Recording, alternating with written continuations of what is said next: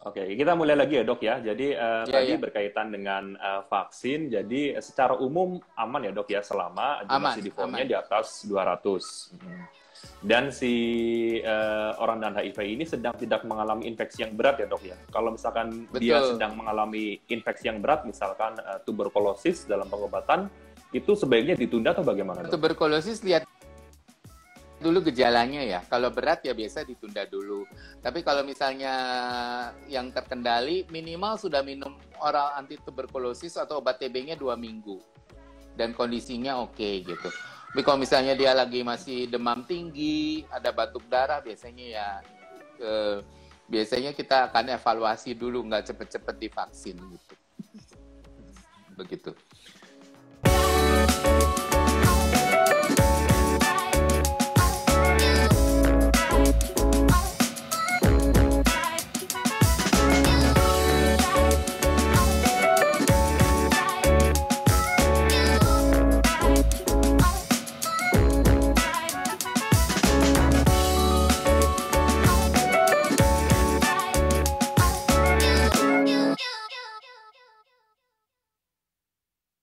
Baik, jadi memang secara umum vaksin ini aman diberikan meskipun pada orang dengan HIV. Yang penting efektifnya adalah ketika jumlah CD4 di atas 200. Baik, Iya. ini ada pertanyaan dari teman-teman perempuan, dok. Jadi untuk mereka Iya. beberapa ada yang sedang promil, sedang program kehamilan dan mengkonsumsi vitamin untuk semacam vitamin penyubur dari dokter Obstin. Apakah itu ada masalah dengan interaksi dengan obat ARV apa tidak? Nah, setahu saya sih tidak ada. Yang penting kita kasih jarak ya minum obatnya. Berapa lama Jadi kira-kira dari antiretroviral? sama juga ya kalau bisa setidaknya 4 lah sampai 6 jam begitu. Jadi sama seperti obat-obat yang lainnya ya dok ya? Sekitar segitu. Betul, betul. Nah, jika perempuan ini terinfeksi HIV saat ini, dia sudah menjalani pengobatan dengan baik, jumlah viral loadnya sudah tidak terdeteksi, kemungkinan untuk menularkan HIV-nya kepada anaknya bagaimana dok? Nah, gini teman-teman, kalau misalnya seorang perempuan dia viral load tidak terdeteksi, dia resiko untuk penularan ke bayinya itu turun dari sekitar 45% ya kalau menyusui sampai 2 tahun ke sekitar 1-2%. Jadi nggak nol ya, tetap resiko itu ada gitu. Cuma lebih rendah. Memang sih selama ini hasilnya baik-baik saja. Tetapi kan kita nggak bisa sembarangan ngomong ya. Kalau nanti tiba-tiba ada yang kejadian kan kita nanti disalahkan. Jadi kita harus jelas bahwa resiko itu nggak mungkin nol ya teman-teman, seperti itu. Ya, walaupun saya sendiri udah nolong kira-kira 70 ODA perempuan yang hamil, ya program kerjasama dengan teman Obgyn. Jadi saya ngurus ARV-nya, teman Obgyn yang ngurus untuk kehamilannya. Itu sukses rate kita, bayi-bayinya itu negatif, itu 100%, mendekati, boleh bilang 100%. Seingat saya sih mereka yang ikut program dengan benar, yang saya tanganin, itu sukses semua, tidak ada yang terkena. Bukan berarti saya yang hebat ya teman-teman, cuma memang obatnya bekerja dengan baik gitu. Kalau pada pasangan serodiskordan dok, misalkan si laki-lakinya, suaminya yang positif HIV, si istri yang negatif HIV, ini untuk mencegah dari penularan dari suami ke istri, baiknya seperti apa? Nah itu suaminya minum obat minum ARV sampai virusnya tidak terdeteksi. Nah kalau virus tidak terdeteksi, berarti resiko penularan itu mendekati 0. Itu yang disebut dengan U sama dengan U, atau undetected sama dengan untransmittable, atau tidak terdeteksi itu sama dengan tidak menularkan. Kenapa saya tidak berani bilang pasti 0? Karena ini kita manusia hidup ya. Dalam kehidupan itu tidak ada yang mutlak ya. Jadi kita selalu bilang mendekati 0. Mau orang bilang penelitian itu nol, boleh, itu kan penelitian namanya juga, tapi kan kita hidup di dunia nyata. Jadi selalu yang namanya resiko itu tidak ada yang nol gitu teman-teman. Jadi kalau misalnya undetected, Anda bisa program hamil. Jadi kalau nanti berhubungan tanpa kondom ya, kemudian hamil, ketika hamil istrinya diperiksa lagi HIV-nya. Jadi sebelum hamil istri diperiksa, suami harus viral load tidak terdeteksi. Kan konteksnya tadi suami positif, istri negatif. Kemudian istrinya akan diperiksa pada kehamilan 3 bulan, 6 bulan, dan 8 bulan dengan anti HIV begitu. Ya. Jadi kita mau yakin jika si istri. Ya, lanjut. Iya, Dok. Ya, lanjut. Jadi jika si istri ini berhasil tidak terinfeksi dari suaminya dan melahirkan bayi, otomatis bayi tersebut berarti mengikuti status ibu ya, Dok ya, bukan status ayah ya. Betul, betul. Jadi ibu, kalau ibunya tetap negatif berarti bayinya pasti 100% negatif, nggak usah dites juga. Nggak apa-apa sebetulnya. Yang penting kan ibu itu bayi itu ngikutin ibunya begitu. Ya, jadi teman-teman, untuk pasangan serodiskordan yang pada kasus seperti ini suaminya positif, istrinya negatif, selama istrinya tetap tidak tertular dari suaminya sampai melahirkan bayi, otomatis semua bayi yang dilahirkan akan terlahir tanpa HIV karena status HIV bayi mengikuti status HIV ibunya, bukan bapaknya ya. Tapi jika dibalik, Dok, si ibunya yang positif, ayahnya yang negatif, ini berarti sama seperti tadi ya? Prinsipnya sama, tetapi sekarang kita lebih perhatiannya agak lebih karena resiko penularan adalah dari ibu ke bayi ya. Jadi ibunya viral load-nya tidak terdeteksi seperti itu.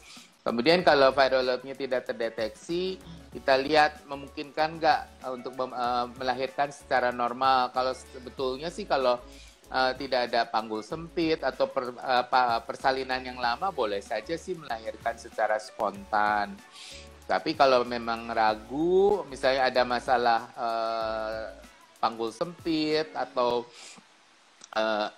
persalinan yang lama, ya mau nggak mau harus dilakukan atau operasi sesar begitu ya.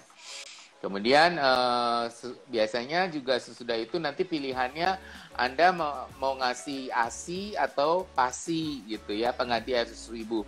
Kalau resiko kembali lagi, kalau yang namanya ASI pasti ada resiko, walaupun minum ARV sekecil apapun yang namanya resiko nggak mungkin nol. Kalau PASI ya pasti nggak ada resiko, resikonya itu kita bisa jamin nol gitu. Tapi ya tentu saja ada plus minusnya. Kalau kita kasih ASI, jelas dong ada kolostrum, ada imunoglobulin yang tidak ada pada susu formula, jelas ya. Itu bedanya. Jadi kalau memang kekeh mau ngasih, ya itu harus tahu virusnya, ibunya tidak, viral load-nya tidak terdeteksi ya. Kemudian harus rajin untuk periksa payudara, tidak ada peradangan atau yang kita bilang mastitis. Bayinya nggak ada seriawan di mulutnya, seperti itu ya. Jadi lebih baik berhati-hati lah, jangan sampai nanti kita udah susah payah, kenanya malahan gara-gara ASI. Nah sekarang ini kalau misalnya dikasih ASI, berarti bayinya dikasih ARV. Cuma ARV-nya sekarang kalau dikasih ASI, berarti ARV-nya bukan sidofudin saja, tetapi ditambah dengan nevirapin gitu. Baik, jadi serangkaian itu tadi, Dok, serangkaian dari program kehamilannya, terus kehamilannya, melahirkan hingga menyusui tadi, itu apakah bisa dilakukan sendiri oleh kedua pasangan suami istri ini atau sebaiknya di bawah pengawasan dokter, Dok? Di bawah arahan dari dokter? Harus di bawah pengawasan dokter atau bidan terlatih ya, seperti itu. Biasanya kita kerja dengan tim ya, dokter dengan dokter yang dokter ARV, dokter CST-nya, dokter obgyn ya, kemudian mungkin bidan ya atau perawat ya. Dokter anak, nah jangan lupa juga itu peranannya besar sekali ya. Jadi didiskusikan ya sebelum melahirkan. kalau misalnya mau ASI, pasti akan dijelaskan resikonya. Kalau Anda tanya sebagian dokter anak juga lebih suka untuk memberikan susu formula karena nggak mau gambling gitu ya. Nggak mau, karena resikonya kan kalau susu formula, kembali lagi saya bilang itu kan semua akhirnya pilihan gitu ya. Seperti itu. Jadi kalau mau mengambil keputusan, pikir-pikir dulu yang matang. Baik, jadi serangkaian program kehamilan terutama pada ibu yang positif HIV lebih baik di bawah arahan dari dokter atau layanan kesehatan yang menangani buat program kehamilan di sana di daerah teman-teman ya. Jadi jangan memprogramkan sendiri karena ini adalah serangkaian proses yang agak cukup panjang dan memang harus di bawah pengawasan dokter. Baik, Dok. Sebentar. Saya ngingetin ya teman-teman, sekarang untuk semua ibu hamil itu yang diperiksa bukan hanya HIV ya, periksa HIV, hepatitis B dan sifilis ya, yang kita kenal dengan istilah triple eliminasi. Oke, kalau teman-teman pusing dengan urusan program, yang penting bayi teman-teman atau calon bayi teman-teman terhindar dari HIV, hepatitis B dan sifilis, begitu. Ya, jadi 3 itu harus diperiksa pada sebelum atau setelah semasa kehamilan, Dok? Semasa kehamilan kalau bisa di trimester 1, jadi 3 bulan pertama. Oke. Ya, jadi sifilis, HIV, dan hepatitis B harus diperiksa karena 2 infeksi ini juga bisa menularkan kepada bayi ya, Dok, ya, sifilis dan hepatitis B ya? Betul. Baik, ini ada pertanyaan lagi, Dok. Sebentar lagi kita akan sekitar sebulan lagi akan memasuki bulan puasa. Buat teman-teman yang hidup dengan HIV, mereka sudah menjalani pengobatan dengan baik dan kondisi fisiknya juga sehat. Tapi beberapa dari mereka masih menggunakan pengobatan antiretroviral yang per 12 jam, Dok. Bagaimana cara mereka memindahkan waktu jam, misalkan jam 8 pagi dan jam 8 malam minum ARV, bagaimana cara memindahnya, pelan-pelan atau langsung dipindah atau bagaimana, Dok? Nah, itu ada 2 ya. Kalau teman-teman yang bisa disiplin, itu biasanya kita seminggu jam 8, terus kemudian 2 minggu menjelang itu kita pindah ke jam 7, kemudian baru jam 6, kan sampai waktu berbuka ya, seperti itu. Tapi kalau misalnya teman-teman kesulitan, boleh jumping ya. Boleh langsung aja juga nggak apa-apa sih sebetulnya ya. Jadi yang penting teman-teman niatannya sih yang penting ya. Yang teman-teman niat ya boleh jumping, boleh loncat istilahnya dari jam 9 ke 6 atau boleh juga yang seminggu itu. Ya kalau teman-teman ngerasa lebih praktis dengan jumping ya silakan nggak apa-apa. Soalnya nggak beda jauh juga kok hasilnya. Ya, yang penting teman-teman ketika menjalankan satu niat, kedua dalam keadaan sehat. Kalau nggak tahan, muntah-muntah atau mahnya kambuh ya sudah jangan puasa dulu. Kalau lagi pas kebetulan teman-teman maaf kata misalnya lagi taruh kata ya, ada yang lagi TBC gitu, ya jangan puasa dulu, bayar fidyah dulu aja deh ya. Jadi obatnya bisa tuntas dulu, toh dalam keadaan sakit ya, begitu. Itu sih saran saya, begitu. Ya, baik, terima kasih, Dok. Jadi buat teman-teman silakan berpuasa, tapi ingat kondisi kita juga. Kita harus mengetahui kondisi fisik kita. Kalau kita sedang mengalami infeksi yang berat, misalkan sedang pengobatan TB, atau mungkin kita sedang mengalami efek samping mual, muntah, atau yang lainnya, lebih baik ditunda dulu, jangan menjalankan ibadah puasa dulu, fokus kepada kesehatan dulu. Nanti bisa menggantinya di lain hari kok, di luar bulan Ramadan, nggak apa-apa. Yang penting kita sehat dulu aja. Kalau memang benar-benar yakin sehat dan sudah pengobatan minimal berapa lama, Dok? Idealnya sih kalau patokannya sih sebetulnya kalau bisa CD4-nya sih di atas 250 atau kalau enggak ya pengobatan lebih dari setahun. Tapi saya juga tahu ada beberapa teman yang sangat niat di bawah CD4-nya di bawah 200. Ya kita sih sebenarnya kalau secara medis kurang setuju, tetapi kalau teman-teman niatnya kuat, kita masalah keagamaan kita nggak bisa paksa seperti itu. Walaupun dalam beberapa penelitian memang menunjukkan bahwa kalau mereka yang CD4-nya belum baik, kemudian menjalankan ibadah puasa, kadang-kadang hasilnya ada yang kurang baik begitu ya. Kalau nggak salah waktu itu ada studi di Turki seperti itu. Tapi kembali lagi saya kembalikan ke pilihan teman-teman karena teman-teman yang menjalankan. Gitu. Cuma asal tahu aja resikonya begitu. Ya, terima kasih dok. Beberapa bulan yang lalu kalau tidak salah Januari akhir atau Februari awal, Badan POM-nya Amerika Serikat sudah menyetujui obat suntikan, obat ARV suntikan yang diberikan 1 bulan sekali itu ke depan mungkin nggak sih bisa disetujui di Indonesia dok? Kabotegravir. Nah teman-teman untuk kabotegravir itu kita mesti lihat ke satu adalah harus ini masalah tentu pertama masalah harga ya. Ya syukur-syukur nanti teman kita yang tersayang dari negara-negara dari Indihe atau India bisa memproduksi supaya harganya bisa lebih murah tentunya ya.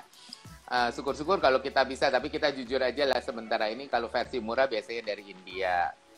Nah, mungkin saja, tapi kita jangan jangan seneng banget gitu loh, karena ini ditutup kedisiplinan. Kedua, kita juga belum tahu ini boleh plus minus berapa hari gitu, boleh telat, boleh mulai berapa hari di awal, boleh telat maksimal berapa. Ingat aja teman-teman perempuan yang maaf kalau misalnya yang ikut bukan pil KB, suntikan KB aja yang per 3 bulan kadang-kadang kan lupa, padahal itu kan udah per 3 bulan. Ini yang sebulan sekali, hati-hati ya seperti itu. Rasanya juga ada persyaratan-persyaratan tertentu juga untuk memberikan kabotegravir begitu. Ya, tapi ya kalau jadi, memang ada memang efektif, kemungkinan sih bisa aja sih ke depannya. Cuma butuh disiplin tinggi nih dan komitmen gitu. Baik, jadi teman-teman sekarang belajar komitmen dulu dari antiretroviral yang oral yang diminum. Semoga nanti beberapa waktu ke depan kalau negara kita sudah menyetujui penggunaan kabotegravir yang disuntikan sebulan sekali, teman-teman juga lebih disiplin lagi karena sudah terbiasa disiplin ya. Dan pengobatan antiretroviral saat ini yang teman-teman minum itu sudah jauh lebih baik daripada pengobatan antiretroviral mungkin 15 tahun, 20 tahun yang lalu. Itu sekarang kondisinya jauh lebih baik ya, diminum sekali sehari. Efek samping juga lebih ramah, lebih bisa ditoleransi oleh tubuh, dan itu yang harus kita syukuri bersama karena kondisinya dunia medis kita setiap tahunnya pasti akan lebih baik. Nah, ini ada pertanyaan lagi, dok. Yep. Ada beberapa teman-teman yang masih bingung membaca hasil viral load.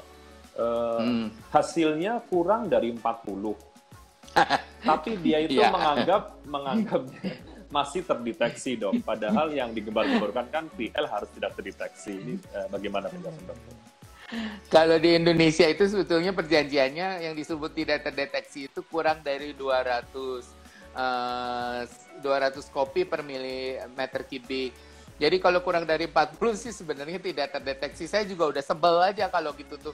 Karena mulut ini rasanya sampai kata orang Jawa bilang gringgingen gitu loh. Ini jelas itu sini itu tidak terdeteksi. Kenapa sih mesti ruwet ditulis kurang dari 40? Pokoknya lu kalau kurang dari 40 artinya tidak terdeteksi. Di luar aja kurang dari 50 itu sudah tidak terdeteksi, apalagi kurang dari 40 gitu. Itu menyebalkan sekali sebetulnya. Memang ada lab-lab tertentu yang tidak terdeteksinya kurang dari 20. Nah, kita sih kurang dari 200 begitu. Ya, jadi patokannya teman-teman di angka 200 ya. Jadi nggak usah terlalu memikirkan angka di hasil. Yang penting hasil itu masih sangat rendah, yaitu di bawah 200. Apalagi di bawah 100, itu anggap saja tidak terdeteksi. Dan anggaplah pengobatan teman-teman sukses dan berhasil. Jadi virusnya tertekan dengan baik. Tinggal ke depannya kepatuhannya dibagusi lagi, diperbaiki lagi. Seperti itu ya. Jadi viral load kurang dari 40 atau mungkin viral load 50 itu termasuk viral load yang sangat rendah dan pengobatan teman-teman dianggap berhasil atau sukses. Nah, ini ada lagi nih, dok, pertanyaan. Bentar, Bob. Sorry, teman-teman, kalau udah virusnya tidak terdeteksi, itu bukan berarti boleh happy-clappy ya. Tetap harus disiplin ya minum obatnya. Jangan kalau gitu, oh jatah bolos saya bertambah ya, Dr. Ronald. Oh, no way. kamu tetap harus disiplin. Oh, boleh telat 5 jam ya dok? Nggak bisa, tetap harus disiplin. Ingat ya. Oke, balik dok, sorry. Balik. Ya, jadi apa namanya, keberhasilan ya harus disyukuri, tapi jangan sampai setelah berhasil mencapai virus yang sangat rendah itu malah jadi kepatuhannya jadi buruk. Jangan, harus dipertahankan dan harus diperbaiki. Ingat tadi, jangan telat-telat. Mungkin 5 menit, 10 menit masih bisa ditoleransi, tapi kalau sudah berjam-jam ya itu harus diperbaiki lagi lah. Ya. Terus ini apa namanya, buat teman-teman, ada sebagian teman-teman yang sudah putus obat, dok. Saran dokter bagaimana? Buat teman-teman yang putus ARV, ayo kembali berobat lagi, yang disiplin ya. Kembali yang berobat lagi, berobat yang disiplin lagi. Karena gini loh, kalau kalian ini CD4-nya kurang dari 200, ini lagi masa COVID, aduh itu namanya kalian udah males 5M-nya, udah itu namanya ngundang COVID nanti ya. Jadi ini adalah masa yang tepat buat teman-teman untuk kembali minum ARV. ARV itu jangan, ya saya tahu minum obat nggak enak, obat kan bukan makanan, tapi kan itu akhirnya kita nggak punya pilihan. Kayak saya juga harus minum antihipertensi, ya udah jalanin aja gitu. Ya, kalau dianggap sesuatu itu dianggap beban, ya benar-benar jadi beban. Dia yang ada kita cranky terus kan, aduh mesti minum ini. Tetap mesti dijalanin. Ayo, come on. Kan bukan kamu aja yang minum obat setiap hari. Jadi buat yang udah putus obat, bertobatlah. Kok aku jadi khotbah ya. Kembali ke jalan yang benar. Ayo minum ARV lagi ya.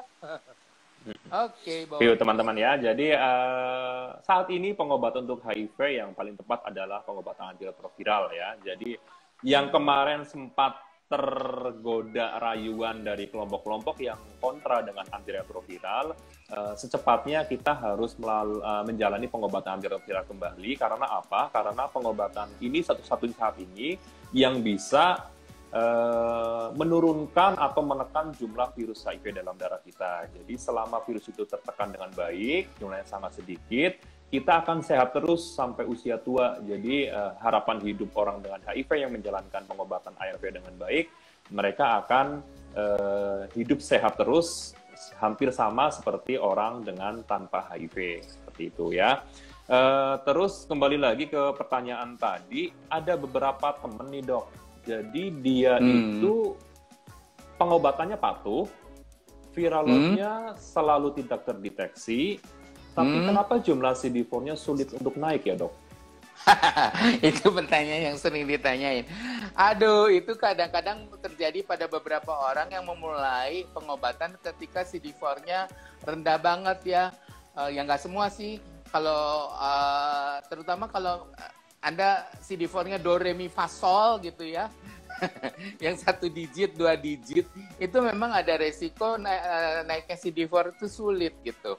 Karena memang udah ada beberapa kerusakan gitu ya yang disebabkan karena HIV yang terlalu lama gitu. Akibatnya ada sistem kekebalan tertentu yang rusak sehingga untuk recovery-nya butuh waktu yang lebih lama gitu ya. Jadi teman-teman nggak apa-apa ya, nggak usah putus asa. Mungkin aja bisa aja nanti naiknya sesudah 2, 3, atau 4 tahun begitu. Yang penting sekarang patokan utama adalah viral load. Jadi sekarang ini pemeriksaan CD4 udah, makanya kayak dari pemerintah juga udah makin berkurang. Semua mata sekarang lagi lebih terfokus ke viral load begitu.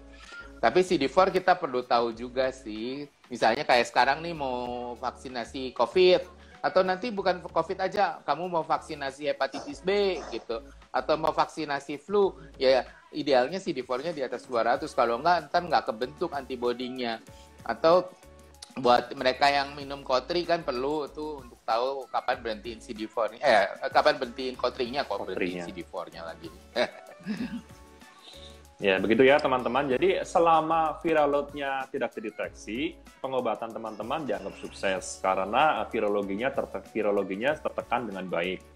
Biasanya pada orang-orang yang memulai pengobatan dengan jumlah CD4 yang sangat rendah, naiknya itu pelan-pelan, butuh waktu lama, tidak seperti orang-orang yang memulai pengobatan dengan kondisi yang baik.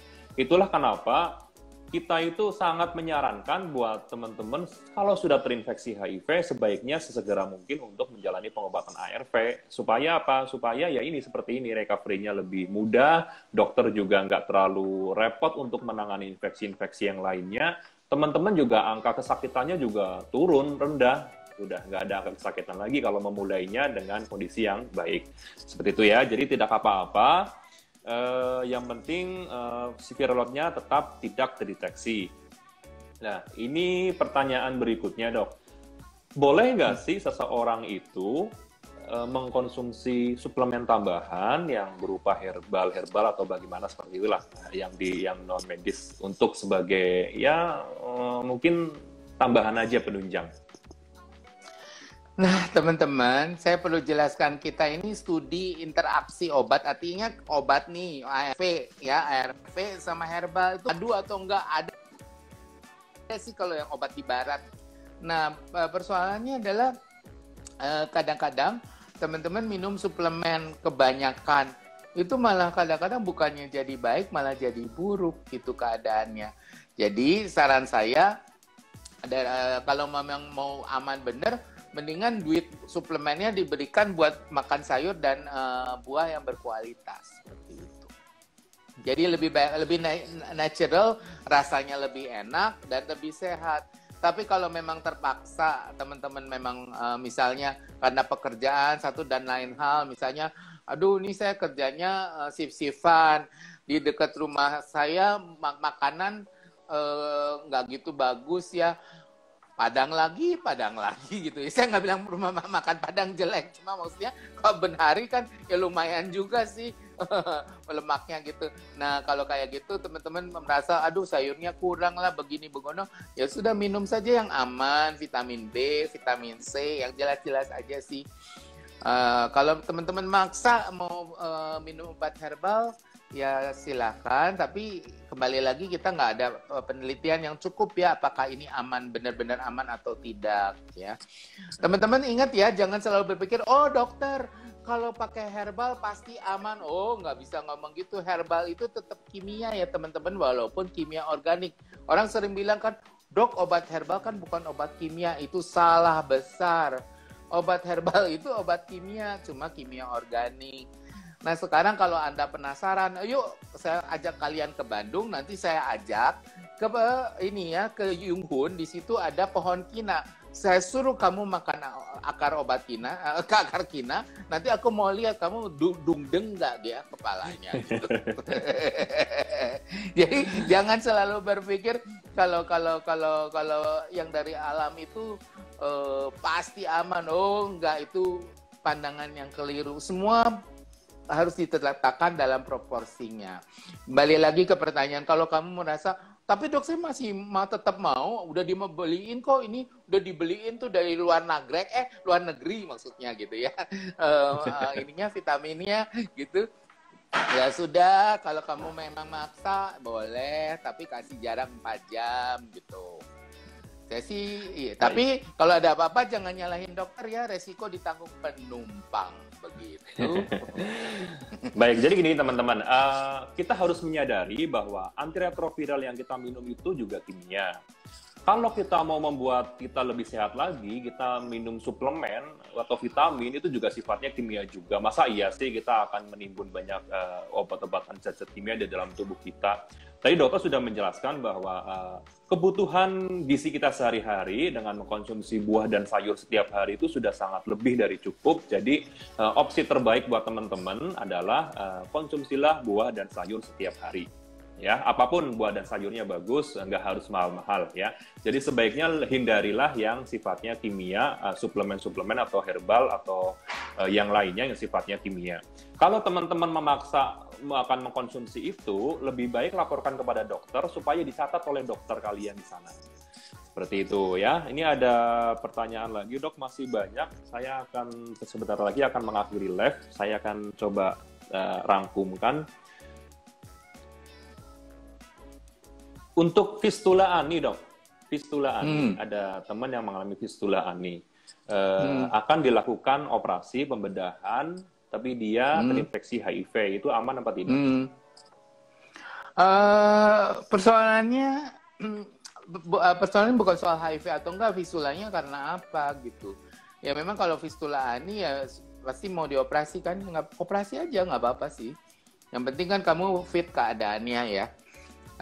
Seperti itu ya, saran saya nggak tahu kamu penyebabnya apa, tetapi buat teman-teman kalau misalnya fistulanya timbul karena perilaku seksual yang berisiko, sebaiknya tidak diulang lagi karena fistula ani bisa kambuhan gitu ya.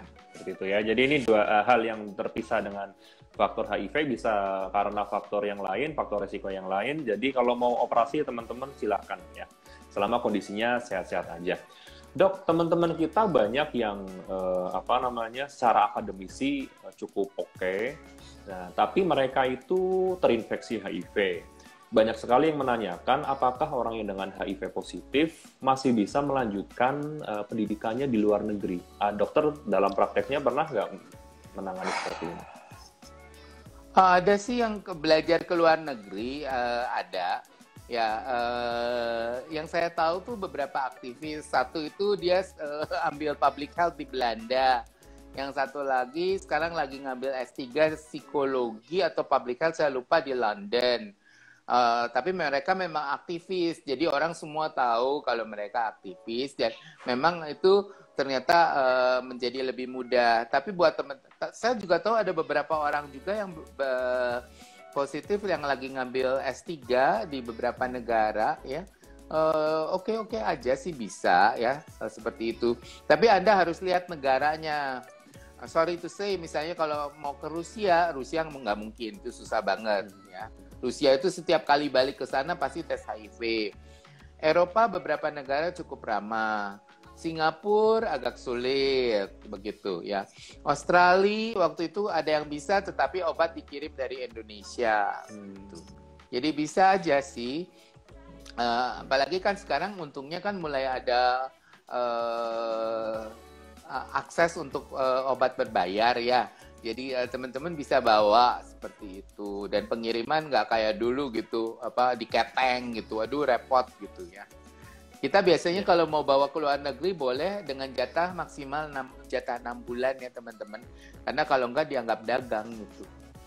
Oke. Dan jadi harus ada surat ya, harus ada surat dari kitanya. Baik, jadi teman-teman harus cari informasi dulu negara mana yang akan teman-teman tuju untuk meneruskan pendidikan di sana, karena kebijakan setiap negara berbeda-beda. Ada beberapa negara yang welcome, nggak ada masalah dengan orang dengan HIV dari luar negeri, tapi ada juga yang sangat ketat sekali. Beberapa negara Eropa biasanya teman-teman kita yang ada di sana akan masuk mendapatkan obatnya melalui asuransi secara berbayar mandiri di beberapa negara di Eropa. Jadi teman-teman cari informasi dulu sebelum menentukan kemana pendidikan teman-teman yang akan yang akan dituju, seperti yang Dokter Ronald tadi jelaskan. Oke, Dok, terakhir sebelum kita tutup, masih banyak banget yang bertanya, cuman waktunya agak kurang cukup, kita ditambung di lain waktu. Pertanyaan terakhir, Dok, ini yang cukup banyak juga ditanyakan. Kenapa sampai saat ini obat HIV yang untuk menghilangkan HIV total belum ada, Dok? Ya, teman-teman, yang jadi kendala adalah virus HIV itu bukan hanya ada di darah, tetapi juga ada di istilahnya kelenjar getah bening kita, atau kita bilangnya sistem RES. Tapi udahlah, buat gampangnya dibilang di sistem kelenjar getah bening. Nah, di situ itu sebagian virus itu adalah virus yang tidur. Nah, ARV itu belum bisa masuk ke menembus untuk mengatasi virus-virus yang tidur. Makanya penelitian yang sekarang dilakukan adalah bagaimana membangkitkan virus yang tidur, kemudian dihantam dengan ARV yang megados ya, atau ya pokoknya dibilangnya mega ARV lah, mungkin disikat sama 5 atau 6, tapi ya sampai sekarang belum ada hasil yang cukup memuaskan seperti itu. Jadi itu kendalanya ya, jadi nggak bisa ya. Terus artinya kita masih mesti tetap minum ARV terus, karena sewaktu-waktu itu namanya juga virus itu perilakunya susah diraba-rasakan gitu. Kadang-kadang dia nongol sendiri, Nah, udah. Ya, teman-teman kita belajar dari COVID juga ya, itu makhluk yang namanya virus itu susah diramal. Sama dengan HIV juga ini kadang-kadang kita nggak seperti yang ada di apa ya, teori gitu. Kadang-kadang ping kok bisa loh, saya udah disiplin kok tiba-tiba ada resisten ya. Gimana gua meneketehe ya, mana gua tahu itu mah dia soalnya juga ada mekanisme pertahanan sendiri seperti itu ya. Oh ya, tadi ada yang nanya kenapa saya udah virus tidak terdeteksi tetap nggak boleh donor darah. Iya, tidak terdeteksi itu bukan berarti tidak ada ya Ibu Bapak. Yang kan masih dibilang virusnya masih ada di bawah 50. Memang mungkin resiko penularannya rendah, tapi kan kalau kita mau nyumbang darah atau kita mau terima darah, tentu kita mau darah yang benar-benar aman. Jadi walaupun tidak terdeteksi, resiko untuk menularkan tetap masih ada walaupun mungkin kecil gitu, apalagi darah gitu. Yeah.